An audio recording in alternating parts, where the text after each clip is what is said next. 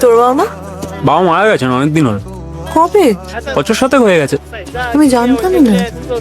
কাকিমার? যোগাযোগ নেই, 10 বছর হয়ে গেল।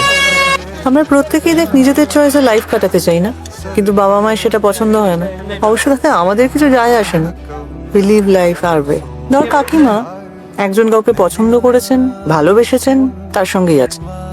মানে ওনার একমাত্র পরিচয় তো উনি শ্রীকান্তর মা, সেটা হতে পারে না বল?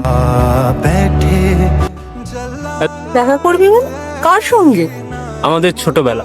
তুমি নিশ্চয়ই এতটা দূর আমাকে এমনি এমনি নিয়ে আসুনি।